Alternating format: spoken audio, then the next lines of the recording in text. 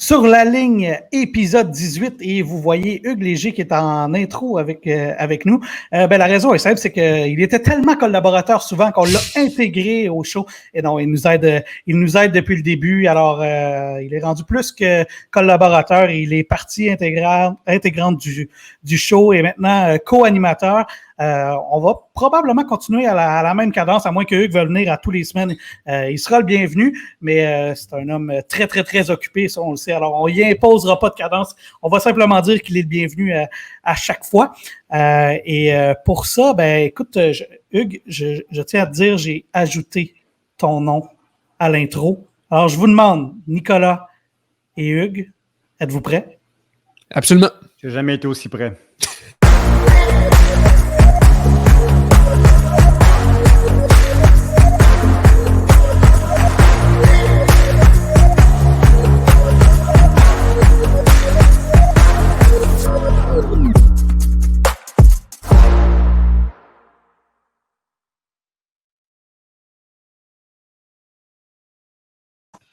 Toujours autant de frissons, Nico?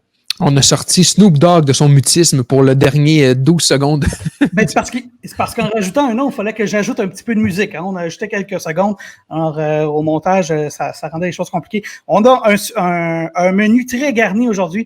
On va parler, entre autres, de Roublev qui domine présentement le tennis. On va parler également de, effectivement, Félix Auger-Aliassime, Novak Djokovic qui est humain. Il peut lui aussi perdre. On a un invité aussi, Mathieu Sarrazin, qui est entraîneur et cofondateur à l'Académie 360. C'est une plug de notre ami Hugues Léger qui le connaît et ça va faire partie de notre côté local. Et avant qu'on rentre dans le vif du sujet, messieurs, je vais juste faire une petite mention honorable à Paul Rivard à qui je dois beaucoup dans ma carrière. C'est lui qui m'a engagé à TVA Sport et a été un mentor et c'est maintenant un ami pour moi. On a appris cette semaine qu'il quittait TVA Sport et je veux lui souhaiter publiquement la meilleure des chances. On le salue. Oui, avec raison. Paul, quand je suis arrivé à TVA Sport aussi, a été un des premiers à me saluer comme si je faisais déjà partie de la gang. Paul, c'est un leader. Paul, c'est un gars qui est fait pour travailler en équipe. Puis je ne suis pas inquiet pour le reste de sa carrière. Ouais, oui, c'est un grand des médias sportifs au Québec, je tiens à souligner moi aussi. Beaucoup d'appréciation pour Paul. Oui, il y a toute une carrière, là. Je dirais, la plupart des jeunes qui aspirent à une carrière dans le monde médiatique, si vous avez la carrière à Paul Rivard, vous allez dire mission accomplie à la fin de votre carrière, ça c'est sûr. Et puis, on en parle entre autres parce que il a décrit beaucoup de tennis. C'est un maniaque de tennis et il va revenir sur le podcast assurément. Content de vous avoir, les boys, pour ce podcast. On va commencer. Je veux qu'on commence en parlant de la question que tu as posée, Nico, la semaine passée. Là. On va tomber sur l'actualité un peu plus tard. Mais rappelle-nous un peu comment tu as posé ta question par rapport à Uniqlo. Tu dis, je me demande comment est-ce qu'ils vont compétitionner alors qu'ils ont beaucoup moins d'athlètes et beaucoup moins en gros, d'argent que Nike. Exactement. On a su la semaine dernière qu'Uniqlo, en fait, c'est la semaine précédente, avait ouvert son plus grand centre au Canada, à Montréal, au centre Eaton. Et ça fait quand même grand remous, longue file d'attente. Les gens en ont parlé notamment beaucoup dans les médias. C'est Roger Federer qui est rendu l'ambassadeur officiel, lui qui est commandité de 300 millions sur une période de 10 ans pour justement porter du Uniqlo partout où il va. Et donc, je me demandais à quel point Uniqlo espère percer le marché tennistique et de pouvoir accoter Nike et Adidas dans cet immense marché qu'est le monde sportif. Puis je me demandais, Hugues, à quel point c'est réalisable? Réponse à 2 volets. En fait, ils compétitionnent pas Nike et Adidas. Je vais être direct sur cette réponse-là. Ils tentent d'implanter une marque à travers le monde. C'est une grande marque japonaise qui est dans plusieurs grands centres urbains déjà. Ils sont à New York, ils sont à Toronto déjà. Ils arrivent à Montréal en ce moment. Mais c'est pas une marque qui a la résonance d'un H&M ou d'un Zara. C'est une marque dans le secteur de ce qu'on appelle le fast fashion. Là. Donc, c'est des vêtements basic là, qui tournent beaucoup. Ils ont 5, 6, 7 collections par année. Et ils utilisent Federer pour la notoriété de leur marque, en fait. C'est pas pour lancer une marque de sport ou une ligne de sport. Donc, c'est pour se légitimer très rapidement avec un des plus grands noms, évidemment, du sport au monde, mais qui est connu aussi pour son côté classe, slash un peu fashion aussi. Donc, c'est vraiment un travail de marketing plutôt que de vente. Donc, c'est pour construire la marque Uniqlo plutôt qu'une marque sportive d'Uniqlo. Cela dit, des fast fashion comme H&M ont lancé des marques de vêtements techniques. Donc, H&M a 150 références de vêtements sportifs. Là. Ça va du legging au sports bra, au t-shirt, mais des vêtements de sport technique. Ce n'est pas des trucs de casual wear pour la rue. C'est des vêtements de sport. Mais c'est pas le but d'Uniqlo de concurrencer Adidas et Nike. Oubliez pas que Djokovic a été avec Uniqlo avant, donc ils vont avec un joueur très, très haut classé. Donc, Djoko est passé avec Lacoste depuis, mais donc c'est un travail de notoriété de marketing pour Uniqlo plutôt que de pousser une ligne sportive. Voilà. Mais tu trouves pas que c'est un peu étrange comment je dirais ça? De mettre de l'avant un joueur de tennis, Federer, avec une somme de 300 millions, lui retirer, pas lui retirer, mais dans le fond, succéder à Nike, qui est immense puis qui était vraiment affiché avec Federer. C'est quand même étrange que leur but ne soit pas nécessairement de compétitionner avec eux s'ils mettent autant d'accent là-dessus, non? Ils mettent 10 millions de plus par année que Nike payait Federer. Exact. Tu as mentionné très, très justement le 300 millions sur 10 ans, donc 30 millions par année. Wow! Tandis que Nike payait 20 millions par année à Federer. Mais encore une fois, c'est un budget marketing pour Uniqlo. C'est pas un budget pour faire vendre une ligne de tennis Uniqlo. Je me demande même si on va au magasin de Montréal, si tu trouverais les vêtements de Federer. Ouais. Honnêtement, j'en doute. Je vais aller voir parce que je suis curieux d'y aller. Mais ça veut pas dire qu'ils vont pas lancer une marque un petit peu plus technique au niveau sportif, là, mais c'est pas vers là qu'ils s'en vont. Puis le deuxième volet de ta question que vous aviez partagé avec moi, les gars, c'est est-ce que Uniqlo peut forcer ou encourager Federer à venir jouer à Montréal, comme ils viennent d'ouvrir un nouveau flagship sur la rue Sainte-Catherine. On sait par les temps qui courent, c'est pas évident d'avoir des grandes bannières comme ça qui s'installent au centre-ville de Montréal. Tant mieux, by the way, je suis très content que Uniqlo arrive à Montréal. Ma première réponse, c'est même un gros commanditaire peut pas décider au lieu de Federer comment il gère son calendrier. Il choisit, il fait du cherry picking en ce moment, Federer. Il choisit très, très bien les tournois qu'il va faire. C'est lui qui va avoir le dernier mot. C'est pas, il y a 25 ans, j'aurais peut-être répondu un peu différemment, mais l'influence qu'un Uniqlo peut avoir sur le choix de Federer de jouer à Montréal reste limitée. Cela dit, c'est certain qu'ils vont l'encourager. Puis s'il y a un choix à faire, par exemple, entre Cincinnati et Montréal, qui sont deux tournois du même niveau, peut-être qu'Uniqlo, que son contrat, l'encouragerait à venir à Montréal. Mais la décision, elle revient de lui. Ils peuvent pas le forcer à venir à Montréal, même s'il a un faramineux contrat. Mais est-ce que c'est vrai pour tous les athlètes? Parce que je me souviens d'une année, là, il y avait Porsche qui était commanditaire de Sharapova et qui commanditait également un tournoi et bon, il n'était pas question que Sharapova n'ait pas au tournoi. Alors, est-ce que c'est comme ça pour tous les athlètes ou est-ce que, bon, Federer, il profite d'un statut particulier? Chaque contrat est différent. Sûrement que Porsche avait une clause dans le contrat de Sharapova qui devait faire ce tournoi-là spécifiquement, qui devait être en Allemagne, à Stuttgart, où je me souviens plus c'était quel tournoi, mais ça peut figurer au contrat. Oui. Mais chaque contrat est différent, encore une fois. Il n'y a pas de contrat unique, là. Une autre question que j'avais, on a vu que Uniqlo a mis un peu tous ses œufs dans le même panier avec Federer. Puis on dit souvent dans le monde du sport que parfois, t'es mieux de payer de payer moins cher plusieurs bons joueurs au lieu de tout mettre sur un seul élément. Donc, est-ce qu'Uniqlo, évidemment, Federer, c'est le plus grand athlète de l'histoire, c'est nul doute là-dessus, mais est-ce que tu penses qu'ils auraient eu avantage à peut-être donner 100 millions à 3 athlètes? Mettons, est-ce que ce serait mieux d'avoir, mettons, un Zverev, un Tsitsipas et un Rublev plutôt qu'un seul Federer? Je comprends ce que tu veux dire. Je pense qu'il aurait peut-être pas pu se payer les 3.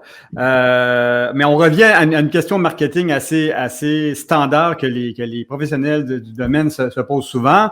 Il y a toujours un risque d'être associé à une personnalité, qu'elle soit sportive ou culturelle ou autre. Là, évidemment, on parle de tennis.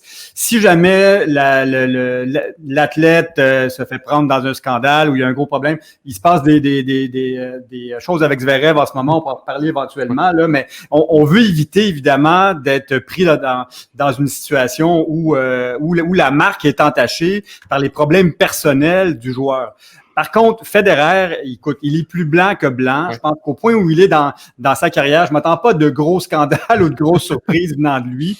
Fait qu'ils ont vraiment choisi un ambassadeur de très, très haut niveau, de la plus grande classe qu'on peut trouver dans le sport en général. Donc, ils prennent pas trop de risques, mais tu as raison, Nico, dans d'autres situations, les marques vont être plus prudentes sur le niveau de contrat qu'ils vont offrir et ils vont peut-être répartir encore un petit peu plus. Mais dans le cas d'Uniqlo, encore une fois, ils vont pour le gros nom. Comme ils sont allés avec Djokovic avant, et là, ils vont avec Federer maintenant. Ben, pareil aussi, quand Adam Scott a remporté son Masters, Uniqlo a tout de suite saisi l'occasion pour le commanditer. Je vais vous donner un petit parallèle vite fait, puis j'arrête sur ce sujet-là après. Vous connaissez la marque Rakuten, qui est un site de e-commerce du Japon, qui commence à être connu ici. Donc, un peu la même stratégie. Donc, ils ont commandité le FC Barcelone, donc le Barça, et les Golden State Warriors. Donc, ils prennent des très, très grosses équipes pour aller vers des nouveaux marchés qu'ils veulent pénétrer, qu'ils n'ont pas commencé à développer encore, mais ils vont s'associer à une marque connue, établie, une référence dans le domaine, le Barça au soccer, les Warriors au basket. Donc, c'est une stratégie de notoriété pour quand tu rentres dans des nouveaux marchés où tu veux devenir rapidement une marque globale. Tu t'associes à une équipe ou à un athlète qui a une portée globale. Voilà. Un peu comme les Émirats Arabes Unis ont fait avec les équipes Tout à fait. de soccer. C'est comme un gros punch. Il y a des compagnies qui sont moins peut-être frileuses au niveau du branding. Quand tu regardes, mettons, comme Nike, qui n'ont pas peur de commanditer Kyrgios, qui ont persisté et signé avec Tiger Woods au moment où ça l'a explosé. Comment t'expliques ça que, écoute, là, je te lance une balle courbe complètement. Ah non, j'adore ces questions-là. T'es dans mon bread and butter. Comment t'expliques que ces compagnies-là, justement, résistent à ces, je vais dire, tempêtes-là? Bon, allez tout de suite voir l'ADN des marques. Comment Nike a construit sa marque? Sur quelle valeur? Sur quelle identité de marque? Nike a toujours joué avec le côté rebelle. John McEnroe, Bo Jackson, Kyrgios maintenant, name it, là, je pourrais faire une très, très longue série. Ils ont été dans les rares fidèles à Tiger Woods quand ça commençait à aller un peu moins bien, mais ça fait partie de leur identité de marque. Donc, ils sont prêts à composer avec ça. Donc, c'est pas toutes les marques qui pourraient aller là, mais ceux qui ont un bon match avec leur athlète. Et pourquoi Nike est resté? C'est parce que ils sont prêts à composer avec ça. Ils sont même un peu contents de jouer avec ça. Ils aiment le scandale un peu, ils aiment le côté rebelle. Agassi, n'oubliez pas Agassi avec son short en jeans, son lycra dans le tennis, c'était un scandale. Là. Je vais prendre ce mot-là à l'époque, tout le monde en parlait, mais c'était très bien calculé, ça fitait pour lui. Donc c'était un match parfait Agassi et Nike à l'époque pour ce que la marque voulait faire avec son athlète et avec la marque en parallèle à ce moment-là. Donc c'est pour ça qu'il faut que les fits, là, quand tu commandites un joueur, il faut t'assurer. Tu peux jamais te garantir à 100%. Là. Ça se peut qu'il y ait un scandale qui ressorte à un moment donné, mais il faut que tu t'assures que les valeurs du joueur, les attributs du joueur fit avec les valeurs et avec les attributs de ta marque. Que l'ADN là, fit bien ensemble. C'est intéressant ce que tu dis parce que justement, Nike, ce week-end, aux Zozo Championship, dans la PGA, ont été les premiers fabricants à fabriquer des hoodies, des kangourous pour le golf. C'était jamais vu. Et on a vu Rory McIlroy qui a porté pour la première fois dans l'histoire de la PGA un hoodie sur un championnat d'importance. Ça, c'était jamais vu et ça a fait manchette. Là. Il y a beaucoup de gens, il y a des puristes qui étaient contre, il y a des innovateurs qui étaient pour. Puis Nike, tu l'as dit si bien, aime jouer avec cette espèce de controverse-là. Tout à fait. Les gars, si je vous demandais de faire un petit pari, un match virtuel entre Novak Djokovic et Andrei Rublev, présentement, qui gagne le match? Nico? Je te demanderais d'abord sur quelle surface, mais pour les biens de la cause, c'est dur parce que Rublev, c'est le meilleur joueur présentement, mais c'est aussi vrai de Djoko. Je sais pas. Je pense que je mettrais un petit peu plus d'argent sur Djoko, peut-être. Hugues? Ouais. Écoute, moi, je suis vraiment impressionné par Rublev en ce moment, mais je veux pas me faire prendre comme sur le pôle de Roland-Garros. J'avais tout misé sur Team, j'ai perdu mes shorts. Donc, Djoko, quand il est dans de bonnes dispositions, c'est une machine de tennis incroyable, surtout au niveau mental. Donc, je pense que Djoko aurait un petit edge encore à force, à pleine capacité des deux côtés, là, je vais le dire comme ça. Mais Rublev, en ce moment, c'est mon poulain sur qui je suis prêt à miser parce que dans tous les matchs, là, il a une puissance de frappe, il a une énergie. Ça me rappelle quand Lleyton Hewitt est arrivé. Tu disais, ça va tellement vite. Tu dis, on dirait qu'il change le rythme du jeu, en tout cas, en ce moment, un peu, Rublev. Il est vraiment impressionnant. Les joueurs adverses sont très impressionnés aussi. Son coup droit fait peur à beaucoup de monde en ce moment. Il met du poids sur sa raquette d'une façon qui est inhabituelle. Il customise sa raquette, là. Il met du lead tape, là, pour parler en termes de joueur de tennis, qui fait que sa raquette, elle est extrêmement lourde. Fait qu'imaginez avec son accélération, paraît que la balle rentre, c'est pas possible sur son coup droit. Ouais, ça faisait déjà un petit bout qu'on l'attendait, qu'on le voyait venir, Rublev, et là, ça semble être sa grande éclosion. Pas en termes de joueurs de potentiel, mais en termes de joueurs dominants potentiellement de sa génération. Il a 5 titres cette année là avec le titre remporté à Vienne. Il y a personne qui a fait mieux cette année. On dirait que lui, là, l'année 2020, c'est vraiment l'année où il s'impose comme non seulement l'un des bons joueurs, mais peut-être possiblement l'une des futures vedettes. Et je veux qu'on remarque quelque chose, c'est son âge à 23 ans. Parce qu'on parle beaucoup de Félix, on parle beaucoup de Denis Shapovalov. Quand est-ce qu'ils vont faire leur grande victoire? Ben là, on le voit, le Rublev, il a 23 ans et commence à s'imposer dans le top 10 comme l'un des meilleurs. Alors, soyons patients avec nos jeunes joueurs. Je pense que c'est une belle leçon. Puis c'est un beau, comment dire, c'est une belle prémisse de ce qui s'en vient peut-être pour les Canadiens, parce qu'on le dit depuis quelques années, les Russes sont peut-être 1 an ou 2 en avance sur le programme canadien, mais Rublev qui l'emporte à Vienne, il semble tout simplement imbattable. Mais ce qui me fascine de Rublev, pour ma part, c'est, bon, tu l'as dit, 23 ans, relativement jeune, c'est qu'il joue déjà comme un vétéran.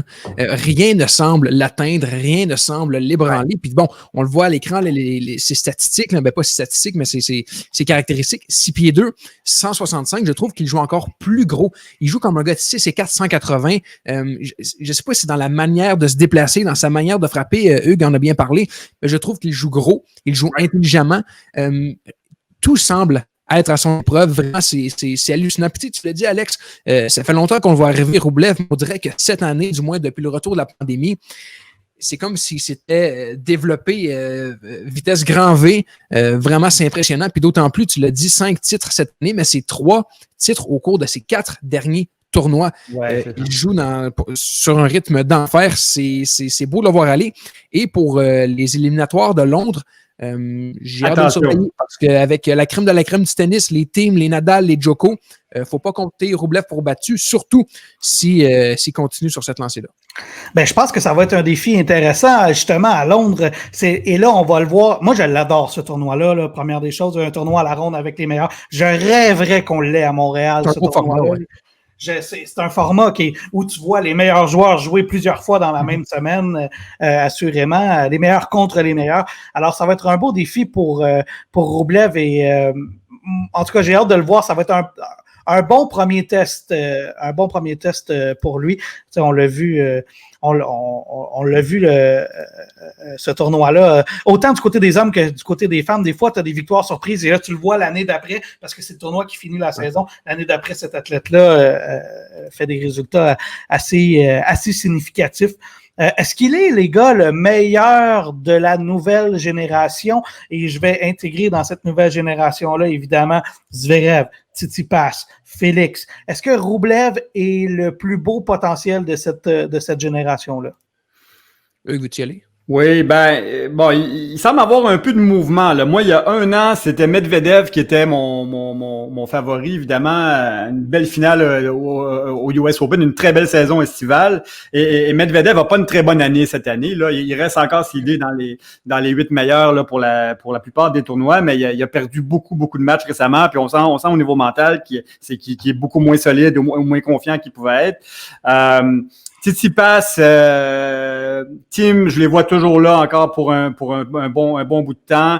Zverev aussi. Ça, c'est là, on voit notre top 5 là qui est là. Est-ce que Rublev est mieux que, je sais pas, il faut voir des match-ups là. Il faut que je les vois les uns contre les autres pour avoir une tête un peu plus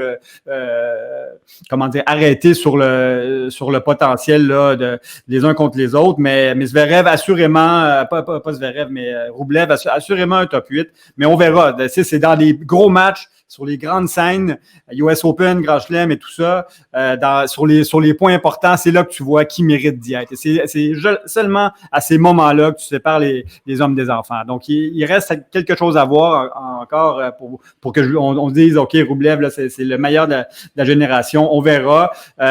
Félix, un petit peu en dessous, mais il lui reste du temps, 21, 22, 23. On sait que les hommes piquent un peu plus tard. Là, la maturité tennistique de l'homme par rapport aux femmes, on va généralement, en moyenne, l'avoir plutôt entre 22 et 27 ans. Là. Donc, il reste de la place pour Félix. Je pense qu'il va avoir à prendre un peu de recul sur sa saison d'automne qui va pas très bien. Mais encore une fois, 6 finales, ça va pas trop mal non plus pour Félix. Là. Donc, je pense qu'il va y arriver. Mais on a un beau nouveau top 5 qui se met en place en ce moment. Quand Federer, Nadal vont sûrement commencer à descendre un petit peu. Là.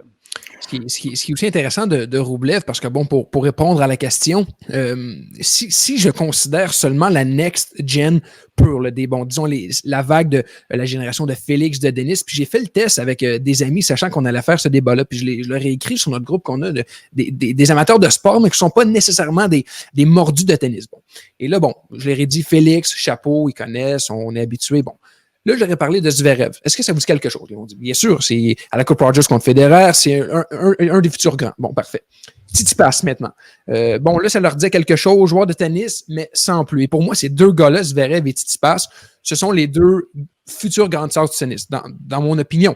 De ce que j'ai vu, j'aime absolument tout ce qu'ils représentent sur le terrain. Ce sont, à mon avis, les deux prochains ténors du tennis. Et là, je leur ai parlé de Roublev et silence radio. Le problème de Roublev, malheureusement, je pense, c'est qu'il n'a pas atteint le statut encore dont bénéficie un Zverev ou un Tsitsipas. Ça viendra, mais je pense que pour l'inclure dans cette catégorie, dans cette question de est-il le meilleur de la next gen, je pense que ça prendra un peu plus de visibilité, de constance. Oui. Il est bien parti pour ça, je pense, mais pour atteindre ce statut et pour rejoindre les Zverev et Tsitsipas, ça va en prendre un petit peu plus, je pense. Il faut des finales en Masters, il faut une victoire ou deux, une finale en Grand Chelem ou une victoire. Il faut ça. Pour que tu passes là, vraiment, OK, dans la notoriété du grand public, là, Roublev, il lui faut une victoire comme ça. Oui, et ce que j'ai hâte de voir pour vraiment réussir à comparer tous ces joueurs-là, je pensais jamais dire ça un jour, Alex, mais j'ai hâte que le top 3, le fameux top 3, là, Djokovic, Federer et Nadal, s'évincent un peu juste pour qu'on ait peut-être une ou deux finales de Grand Chelem avec impliquant un Tsitsipas, un Thiem, un Zverev, vraiment consécutives où on peut vraiment saisir le talent de chacun et enfin les comparer parce que là, c'est difficile parce que tu vois un gars comme par exemple Zverev ou Thiem qui joue contre Nadal, oui, évidemment, il a bien joué, mais c'est Nadal. Donc, une fois qu'on aura des finales consécutives et un échantillon plus grand de confrontation à une plus grande échelle entre ces joueurs-là, je pense que c'est à ce moment-là qu'on pourra mieux comparer ces joueurs-là. On parlait du tournoi tantôt de Londres, le tournoi de fin de saison. Quand on regarde les deux derniers gagnants, ce sont Zverev et Tsitsipas. Alors, est-ce que Roublev va venir se faufiler pour compléter une espèce de trio de nouveaux joueurs dominants? En tout cas, au moins, moi, ce que je trouve intéressant dans cette situation-là, c'est que, ça fait déjà quelques temps qu'on en parle que la nouvelle génération, elle est arrivée. Et là, peut-être que tranquillement, elle commence à prendre le pouvoir. T'sais. Enfin, on verra parce qu'en Grand Chelem, on l'a vu à Roland-Garros, c'est pas réglé encore. Et si c'était pas de la défaite de Djokovic au US Open, peut-être qu'il aurait été champion de ce tournoi-là. Mais Alex, je répète que ce tournoi final de l'année, c'est pas sur la carte des Djokovic, Nadal et Federer. Eux, ils cherchent à accumuler le plus de grands chelems possible. Donc, c'est souvent l'occasion pour un joueur qui est juste un peu en dessous. Là. Zverev, Tsitsipas, vous l'avez dit, 2 dernières années, c'est peut-être le moment pour Roublev ou encore Zverev ou Tsitsipas ou Thiem, je ne sais pas, de gagner à l'Arena O2, là, au tout, parce que souvent, le Big Three qui va commencer à diminuer un peu, et ils vont pas arriver là.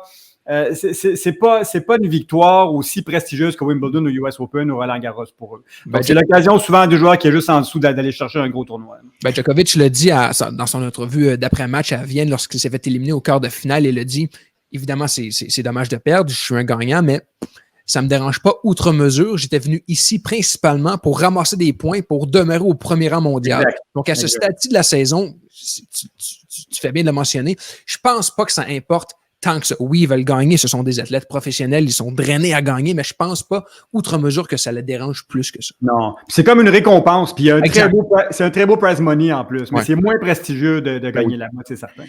Et avec, d'une certaine manière, moi je trouve ça ironique qu'effectivement ce soit moins prestigieux parce que je pense que d'une certaine manière, il est plus compliqué à remporter que des tournois du Grand Chelem parce que tu n'en as pas de passe-droit. Tu as un joueur d'élite à chaque match. Alors, en tout cas, moi, c'est un tournoi qui me fascine. C'est un de mes tournois préférés de l'année, assurément. Mais je suis d'accord avec toi que c'est comme si il y avait une espèce de manque, pas de notoriété, mais peut-être de crédibilité auprès des grands joueurs. En fait, il faudrait leur demander où ils placent dans mais je suis à peu près sûr que ça vient peut-être après certains Masters 1000. À moins, les gars, que c'est parce que les points comptent au classement. Donc, à moins que le numéro 1 soit pas déterminé avant le début du tournoi. Là, c'est une autre game. Si le numéro 1 est encore up for grabs pour peu importe qui, là, le tournoi va prendre une autre envergure à ce moment-là. Mais cette année, c'est joué déjà. On sait que Djokovic finit l'année numéro 1. Exact. Et parlant de classement, avant qu'on aille au prochain sujet, pour mon fils et Shapovalov, on oublie ça là, pour le tournoi de fin de saison. Ils ne seront pas là. Mon fils a annoncé que sa saison était terminée. Puis Shapovalov, en ne jouant pas Paris, ça va être plus que compliqué. Vous voyez Schwartzman ou Berrettini aller prendre la dernière place? Schwartzman est tellement sur une belle lancée. Berrettini a bien commencé l'année. C'est un superbe joueur cette année, conditions impeccables. Mais Schwartzman, de ce que j'ai vu de lui, notamment depuis Rome, il est difficile à tasser. C'est un combattant, il a toujours été, mais encore plus cette année depuis le retour. J'aime beaucoup Schwartzman, j'aime le voir jouer, j'aime son énergie, j'aime ce qu'il apporte sur le terrain, puis je serais ravi de le voir dans ces finales-là. Je pense qu'il le mérite. Pas que Berrettini ne le mérite pas, mais j'aime beaucoup ce que Schwartzman a fait depuis le retour.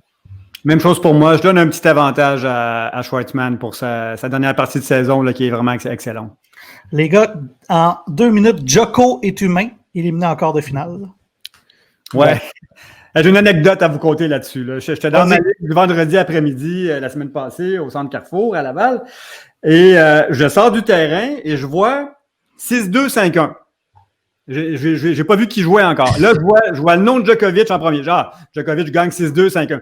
Là, je regarde une deuxième fois, une troisième fois. Non, c'est pas 6-2, 5-1 pour Djokovic, c'est 6-2, 5-1 pour Sonego. Donc, c'est une anomalie dans une saison, ce résultat-là, sans rien enlever à la performance de Sonego. Ce que j'ai vu, c'était vraiment intéressant, là. Mais je pense que Djokovic allait là pour accomplir un objectif qui n'était pas de gagner un match spécifique, mais qui était de finir l'année au numéro 1. Le seul enjeu, c'est qu'il l'a dit. Il n'aurait peut-être pas dû le dire. Ouais. Ça a soulevé une nouvelle polémique dans une saison où, effectivement, il a paru très humain. Mais je vous laisse bâtir là-dessus. J'en reparlerai un peu après de pourquoi. Non, vas-y, Alex. Ben, ce que j'allais dire, c'est que c'est parce que tu te mets dans une position où c'est comme si gagner le tournoi ne t'intéressait plus. Toi, tu vas aller ramasser les points que tu as besoin puis dire ciao, bye, je m'en vais me reposer. C'est un peu le message que ça envoie. Et Dieu sait que Djokovic, avec l'année qu'il a connue, n'avait pas besoin de se faire reprocher quoi que ce soit d'autre une fois de plus. Voilà, exactement. C'est une année bizarre là, pour Djoko. Écoute, sa défaite sèche contre Nadal, elle a dû faire très mal. Puis apparemment, il était en pleine forme, il n'était pas blessé, donc dure défaite. Bon, l'incident du US Open avec la juge de ligne. Donc, il y a plein de choses là qui ont un peu entaché l'image que Djoko a réussi à se monter depuis 10-15 ans, je vais le dire comme ça. Parce qu'au début, sur le circuit, il n'était pas très aimé. Il y avait toujours son père, son frère dans la loge qui avait, je me souviens d'un match à Monte-Carlo où il jouait contre Federer et son père et son frère parlaient durant les échanges. Et Federer, étant le grand prince qu'il est, il dit « Could you please be quiet? » Mais imaginez que ça vienne de Federer aux parents, à la famille de Djokovic durant un match de dire ça. Il y a beaucoup de joueurs qui n'avaient pas un très haut niveau de respect pour Djokovic. Là. Donc là, je pense qu'il avait réussi à améliorer tout ça. Mais cette année, je pense qu'il a pris plusieurs claques au niveau de la perception du grand public qui était peut-être inattendu. Là. Parce que j'allais vous demander, si d'après vous, est-ce que ce genre de commentaires dérange les joueurs ou au contraire, pour eux, ils se disent un peu tout ça, c'est des non-dits, mais le fait que les sorties publiques, je sais pas à quel point si ça les dérange ou au contraire, c'est comme une espèce de manque de respect envers leur profession, puis envers les tournois, puis les joueurs qui sont présents, puis qui veulent absolument gagner, ou les grands de ce monde ne font simplement pas le dire, puis pensent un peu tout ça. Je sais pas comment ils se positionnent. Tu peux pas dire ça. Je vais être clair là-dessus. Là, tu vas te retirer avant un tournoi si tu as une blessure, ou même tu vas prétexter une blessure si tu veux pas jouer, mais il y a toujours une façade qui est préservée pour le tournoi, pour les commanditaires. Djokovic a rien à gagner à dire ça. Là. Il y avait pas de raison. Ça pourrait expliquer sa mauvaise défaite, là, évidemment. Il voulait donner une explication, mais c'est pas nécessaire de sortir avec un commentaire comme ça. Encore une fois, surtout cette année. C'est comme, qu'est-ce qui se passe avec toi, Djoko, en ce moment là? Et c'est un manque de respect pour les partisans, d'une certaine manière, qui achètent les billets avec la face de Djokovic. Tu sais, c'est correct. On peut comprendre que ton horaire est déjà serré et que tu as joué beaucoup dans l'année. On comprend ça. Mais va pas dire autour. Tu peux pas aller te pointer dans un tournoi en disant « je veux pas aller jusqu'au bout ». C'est un manque de respect total pour les gens qui achètent les billets et qui espèrent voir Djokovic, parce qu'on va se dire je pense pas que le monde se déplace beaucoup encore pour aller voir Berrettini, je veux rien y enlever, mais ils vont voir Federer, ils vont voir Djokovic, ils vont voir Nadal. Pour ces raisons-là, je pense que comme tu dis, tu ne peux tout simplement pas dire ça. Il est temps, messieurs, de passer à notre invité du jour, Mathieu Sarrazin. Bonjour, je vais te laisser, Hugues, faire ta petite présentation puisqu'il est maintenant co-animateur du show.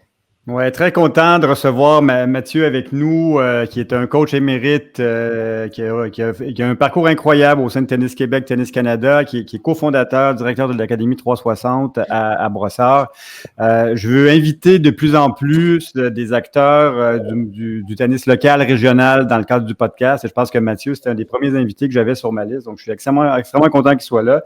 Merci de te joindre à nous, Mathieu, aujourd'hui. Merci de m'avoir invité. Je suis très content d'être avec vous aujourd'hui. Bon, dans ce podcast qui est en pleine progression, donc tu es un de nos premiers invités, donc c'est un milestone. On va marquer ça d'une pierre blanche. Je suis bien content, c'est un honneur. Ouais, et puis si t'es bon, on va te ramener. On va faire comme Hugues. Hugues a fini son audition, maintenant il peut revenir quand il veut.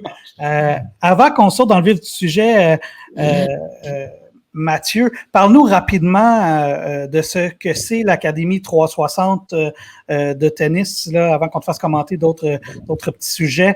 Qu'est-ce que c'est, d'où ça part et quel est ton rôle au sein de cette académie-là? En fait, l'Académie 360, elle part de loin. En fait, elle est dans ma tête depuis longtemps. Moi, comme joueur, là, j'ai joué aussi, j'ai fait mon circuit de compétition junior, là, mais ça fait depuis que j'ai 15 ans que j'ai commencé à partager ma passion chez les plus jeunes. J'ai eu le privilège de travailler, entre autres, avec la jeune Leila, par exemple, que vous connaissez maintenant, mais qu'à 12, 13, 14 ans, j'ai travaillé avec elle. J'ai encadré beaucoup Félix Auger-Aliassime aussi dans les championnats nationaux. J'ai travaillé avec plusieurs joueurs, peut-être moins connus du grand public, là, mais je travaille encore avec plusieurs joueurs qui me font apprendre et qui me permettent de devenir un meilleur entraîneur. Donc cette académie-là vient de ça, vient d'une méthode que j'ai montée avec le temps en discutant avec plusieurs entraîneurs que j'ai côtoyés dans ma carrière. Donc, j'ai mis sur pied une méthode d'entraînement qui est complète. Et c'est depuis 5 ans que j'ai lancé l'académie à Brossard au départ. Et maintenant, on est à Boucherville. Donc, on est dans les deux centres sur la Rive-Sud de Montréal. Et ce système d'entraînement-là a été mis sur pied là, pour développer les athlètes de demain. Et parle-nous aussi un peu de ton parcours, là. D'où ça te vient, toi, cette passion-là du tennis? Qu'est-ce qui t'a amené à prendre une raquette et frapper cette petite balle jaune? Écoutez, c'était proche de chez nous. Au départ, je connaissais pas tout à fait ça. Mes parents ne viennent pas nécessairement du monde du tennis, donc j'ai pris une vieille raquette chez moi. J'ai trouvé des balles, j'étais allé jouer. Puis j'ai tombé en amour avec ce sport-là. Il y a tellement de choses qui sont reliées à ce sport-là. On apprend beaucoup, pas juste sur le sport, mais sur la vie aussi. Donc, il y a tellement de choses qu'on vit à travers le tennis peut se transmettre dans la vie de tous les jours. Donc, c'est vraiment ça qui m'a... Je trouvais que c'était quand même challengeant d'être tout seul dans ton sport, en train de performer. Faut que tu t'organises, t'as pas de coach avec toi, t'as pas personne qui te dit quoi faire. Il faut que tu trouves des solutions. Je trouvais ça vraiment, vraiment challengeant. Puis c'est ce qui m'a fait accrocher à ce sport-là. Puis je suis passionné depuis que j'ai 9-10 ans. Et là, de ce qu'on comprend, tu es devenu une espèce de spécialiste de repérage de talent d'une certaine manière. Comment est-ce qu'on peut dépister d'une certaine manière le talent à des aussi jeunes âges? Là, on parle de 11, 12, 13, 14 ans, là, ouais. Pour peut-être faire des références vers le Centre national ou des carrières universitaires, par exemple. Ben écoutez, d'abord, je ne sais pas si je suis spécialiste parce que c'est une excellente question. C'est une question qu'on se pose à toutes les semaines, probablement. Qu'est-ce qu'on recherche chez les jeunes? Tu sais, il faut savoir que dès le jeune âge, on sait que, bon, la condition physique, le profil physique, c'est quelque chose qu'on recherche, c'est certain. Nous vivons actuellement dans une société avec une technologie qui envahit quelque sorte le temps libre de ces jeunes-là. Donc, à la maison, au lieu d'aller jouer dehors maintenant, il y a peut-être d'autres options qui s'offrent à eux, ce qui fait que les qualités motrices de ces jeunes-là sont peut-être moins évidentes. Donc, ils arrivent dans leur sport avec peut-être moins de qualités motrices qu'auparavant, ce qui fait que c'est pas évident au niveau physique à avoir ce qu'on cherche dans les recrutements. Donc, c'est pour ça qu'on se pose constamment les questions. Puis, c'est sûr que, bon, on a quelques points là, qu'on recherche. Là. Donc, par exemple, l'aspect compétitivité du jeune. J'aime beaucoup regarder les yeux des joueurs quand ils sont sur le terrain, quand ils sont en match, voir comment ils sont motivés, comment ils sont compétitifs. Ça me parle beaucoup au niveau du recrutement. Mais évidemment, on regarde, c'est sûr, les aspects techniques, être capable de frapper une balle qui est sans forcer, de fournir l'effort à 100%. Donc, ce sont des choses qu'on regarde. Ça a l'air bien de base, mais bon, il y a toutes sortes de critères qu'on essaie de mettre en place pour faire en sorte que qu'on se trompe pas. Mais évidemment, on n'a pas une boule de cristal. Là. On sait pas, tu sais, un jeune de 10 ans et moins, c'est très difficile de savoir là, à quel point ils vont se rendre le plus loin possible.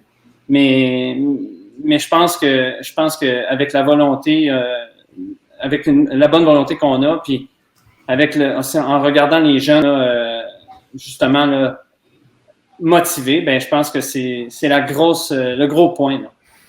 Mathieu, est-ce que tu sens qu'on vit un âge d'or du tennis en ce moment au Canada, au Québec, avec tout le bassin qui performe à très haut niveau, tant au niveau des gars que des filles en ce moment? Est-ce que tu sens, par contre, qu'il y a un système qui s'est mis en place qui fait que le pipeline va continuer de se remplir, ou c'est une génération exceptionnelle qu'on a devant nous en ce moment? Oui, ben c'est sûr, je ne peux pas mentir, c'est une génération exceptionnelle qu'on a en ce moment. Ça, c'est certain. Par contre, je suis aussi d'avis que Tennis Canada, en grande partie, je dois les féliciter pour ça, mettre beaucoup d'emphase sur le développement des 10 ans et moins. Mettre beaucoup d'emphase sur bien démarrer les jeunes au sein des académies. Faut pas oublier aussi que, tu sais, j'ai le goût de vous dire qu'il y a beaucoup d'excellents entraîneurs au Québec, au Canada, qui sont dévoués, qui sont professionnels dans leur métier. Donc ça, moi, j'aimerais les saluer aujourd'hui parce que ils travaillent très, très fort pour faire en sorte que les jeunes se développent, atteignent leurs objectifs. Donc, il faut pas les oublier, eux. Mais évidemment, là, j'ai vraiment confiance dans le système qui est mis en place. Oui, avec le Centre national qui s'occupe des joueurs professionnels, qui s'occupe de les mettre au haut niveau. Mais également de tout ce qui est à partir de 7, 8, 9 ans et tout le reste là, qui est dans le fameux pipeline Hugues, que tu parlais. Je pense qu'il y a beaucoup d'efforts qui sont déployés pour faire en sorte que ce soit pas justement éphémère tout ce succès-là. Au contraire, il faut s'en servir de ce succès-là pour pour motiver nos plus jeunes. Exact. Je tiens à souligner que tu as eu le prix d'entraîneur national et international de l'année au dernier gala de l'excellence sportive de la Montérégie. Donc, félicitations. C'est une belle reconnaissance. C'est pas rien quand même.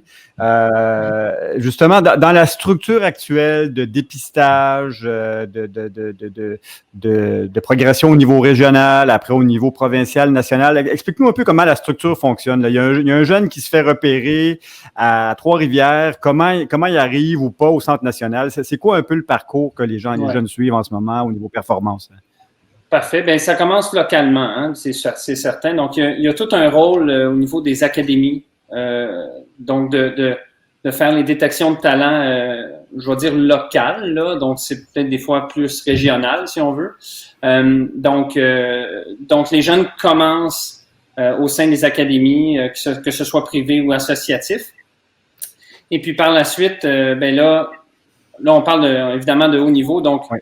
Donc, les joueurs, ils peuvent être sélectionnés dans les équipes provinciales, donc les équipes du Québec 10 ans, 12 ans et moins. Et c'est là que Tennis Canada commence à regarder un peu là au niveau des quels sont les jeunes au Québec, dans chaque province, évidemment. Là. Donc, moi, je suis basé au Québec, donc je vais parler du Québec, mais quels sont les jeunes au Québec qui sont qui ont un bon potentiel. Donc, c'est là que dans les regroupements provinciaux, dans les compétitions provinciales, ils vont voir un peu ces joueurs-là. Et par la suite, donc, Tennis Canada, à un jeune âge, donc 10, 11, 12, 13 ans, vont offrir du soutien à même les académies, parce que je pense que c'est important que l'athlète et l'entraîneur développent une relation de confiance puis qui travaillent ensemble pour gagner dans le développement. Donc, Tennis Canada soutient les entraîneurs, viennent aider, que ce soit au niveau physique, que ce soit au niveau tennis. Et par la suite, là, le Centre national va les prendre à partir de 15 ans. Donc, que ce soit garçon ou fille. Et là, donc ça, c'est par rapport que ce soit au résultat ou au potentiel international. Donc, ils ont différents critères là, de sélection pour les prendre au Centre national. Et par la suite, ils sont pris en charge là, au complet. Et Mathieu, dis-moi, j'avais une question par rapport au... c'est peut-être plus niché comme sujet, mais ça m'intéresse. Puis étant donné que tu es responsable de l'académie, que tu es entraîneur, tu pourras m'aider à comprendre la question que j'ai à te poser. Plus jeune, lorsque je jouais au tennis, on m'encourageait à pratiquer d'autres sports. Où on me disait, vu que tu as joué au hockey, ton transfert de poids est meilleur que peut-être celui des autres. Vu que tu as joué au soccer, ton changement de vitesse est peut-être plus rapide que celui de tes adversaires. Et là, on parle beaucoup de spécialisation très jeune des athlètes. Tu l'as dit, on les dépiste souvent 10, 11, 12, 13 ans. Est-ce que, malheureusement, entre guillemets, aujourd'hui, il faut se spécialiser tôt pour espérer connaître du succès? Non, mais je comprends la question parce qu'effectivement, il y a beaucoup de mentions sur la spécialisation hâtive. Il faut faire attention avec ce terme-là. La spécialisation hâtive, ce que c'est la spécialisation, là, c'est ne faire uniquement que ce sport-là sans faire autre chose. Souvent, c'est pas parce que tu fais 3 fois ou 4 fois par semaine un sport que tu fais de la spécialisation. Donc, ça dépend ce que tu fais ailleurs, ça dépend ce que tu fais à côté. Mais je suis d'accord que c'est un atout de faire plusieurs choses jusqu'à même 13 ans, 14 ans, là, c'est un atout. Et puis, c'est quelque chose qu'on préconise. On veut pas nécessairement que l'athlète fasse une chose avant ses 15, 16, 17 ans, là où ça devient plus important de performer, d'aller chercher des résultats. Et encore là, donc on n'est pas professionnel. Mais donc oui, c'est important de faire plusieurs choses. Puis c'est pour ça que nos programmes, nous en tout cas personnellement, nos programmes, on offre toujours un entraînement physique qui est complémentaire avec le tennis, mais aussi les plateaux multisports. On fait du multisport à même les entraînements ou à même les programmes. Parce que c'est important que ces jeunes-là développent plusieurs facettes des qualités motrices, des qualités physiques qui sont importantes dans leur sport, mais qui vont aller le chercher avec... Bon, tu as parlé de hockey, mais il y a toutes sortes de choses, du soccer, toutes sortes de multisports qu'on peut faire qui va aider dans leur développement. Et Mathieu, moi, j'ai deux petites questions qui sont reliées. à la pandémie présentement, là, comment est-ce qu'on gère ça, la pandémie à Académie 360, et comment est-ce qu'on voit les conséquences déjà de ce que ça pourrait avoir à court, moyen, à long terme, non seulement pour l'Académie, mais pour le tennis des espoirs en général?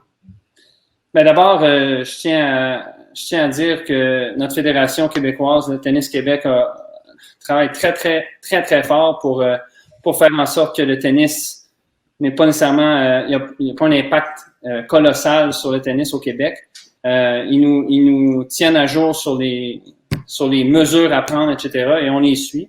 Chaque académie a des mesures à suivre, et bon, comme plusieurs domaines, là, c'est pas toujours évident, mais ça se passe quand même bien. On est chanceux que le sport-études, les sports-études au Québec puissent continuer.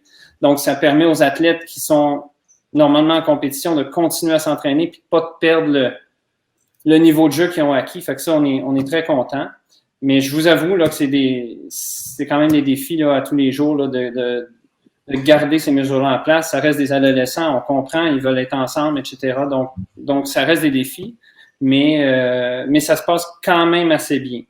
Là où c'est plus problématique, c'est pour les plus jeunes, justement, qui n'ont pas accès, qui sont peut-être au primaire, qui s'entraînaient après l'école, donc qui n'ont pas accès à des cours de groupe. Donc là, il y a des pertes d'entraînement. Donc là, c'est là qu'on n'a pas encore l'impact de ces pertes-là parce qu'on n'a pas encore relancé. Mais on va le voir là prochainement. On l'espère.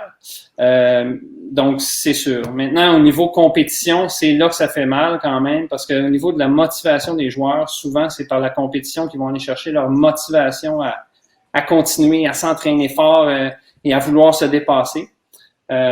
On n'en a pas de compétition, donc c'est un défi là, à tous les jours de maintenir cette motivation-là chez les jeunes.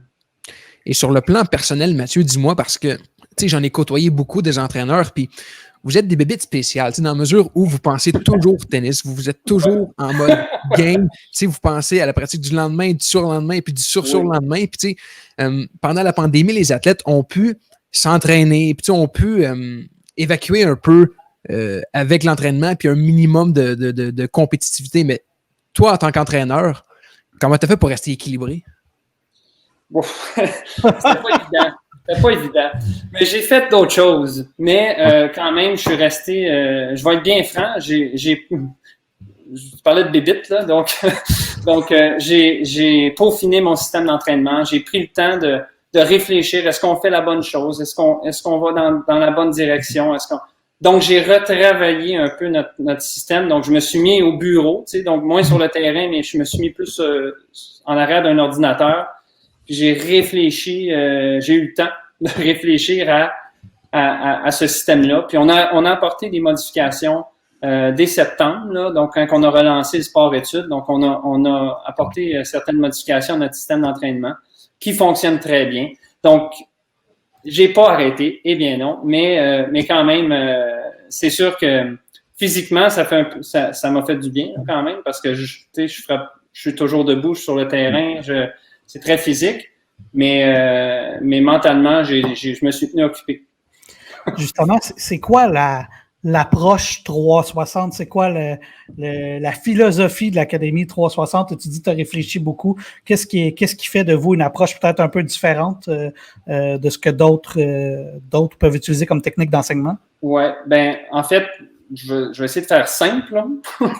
Donc, on a détaillé chacune des situations tactiques, des stratégies, si on veut, mais des situations tactiques que le jeune vit en compétition. Donc, on a sorti toutes les situations possibles qui vivent sur le terrain, puis on a associé à ces situations-là des techniques, des jeux de jambes, des comportements aussi associés à ces situations-là.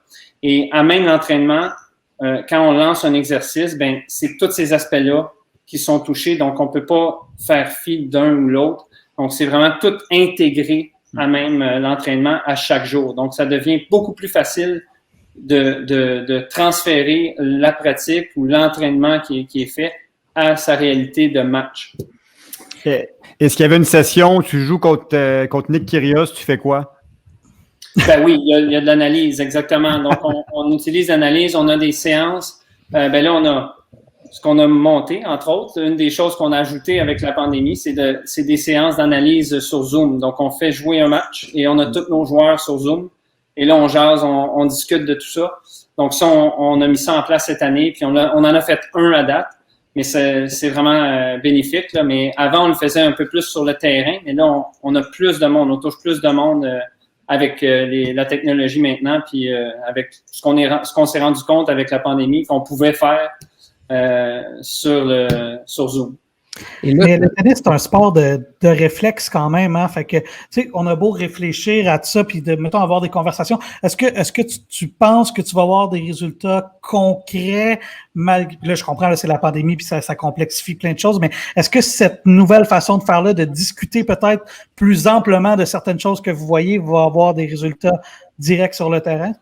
Ben, on en a déjà. Okay? C'est sûr qu'on l'a pas vu en compétition, là, c'est sûr, mais on voit vraiment qu'il y a de la progression chez nos athlètes là, depuis septembre, octobre, depuis même il y a eu un changement là, dans les mesures là, en octobre, puis on a poursuivi quand même ce travail-là, puis on voit que c'est payant au niveau de la progression de l'athlète.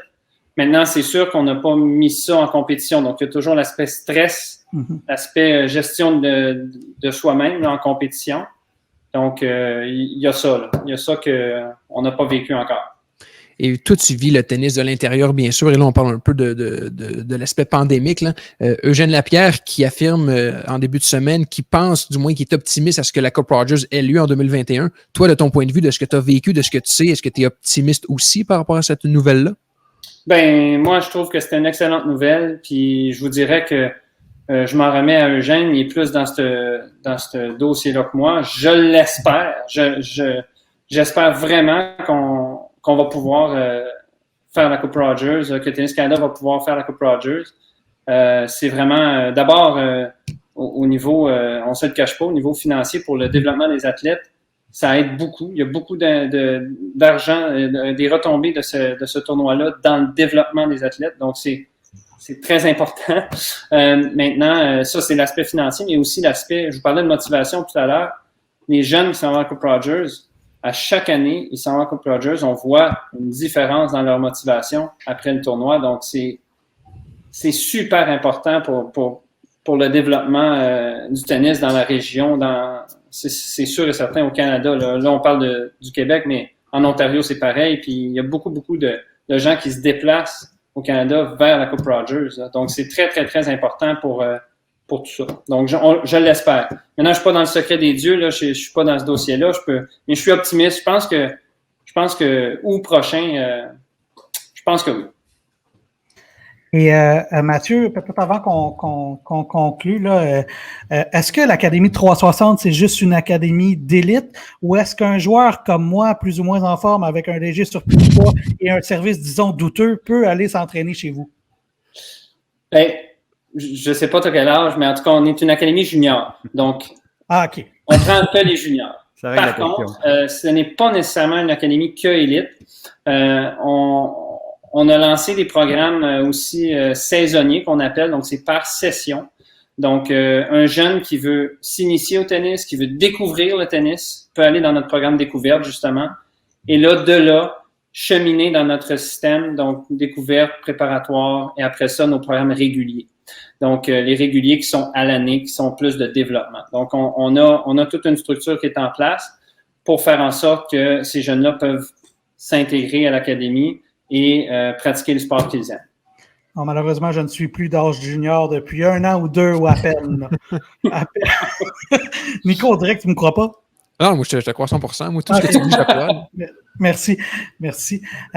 Et si les gens veulent s'inscrire à l'Académie présentement, comment ça fonctionne? On va sur le site Internet. Est-ce qu'on peut vous rejoindre par téléphone également? Oui, tout à fait. Donc, le site Internet académie360.ca ou notre numéro de téléphone au 514-995-5360. Et gars, une dernière question avant qu'on laisse aller notre ami Mathieu Sarrazin. Mathieu, moi, je voulais te dire merci. On est vraiment chanceux de te recevoir parce qu'on est évidemment très fiers du développement et de la progression du tennis au Canada. Tu es un acteur important là-dedans. C'est une chance de pouvoir avoir ta perspective sur ce système-là. Donc, merci beaucoup. Ben, ça me fait énormément de plaisir, Hugues. Puis c'est tout le plaisir est pour moi. Je vous remercie de me donner cette chance-là, cette opportunité-là de partager encore une fois ma passion.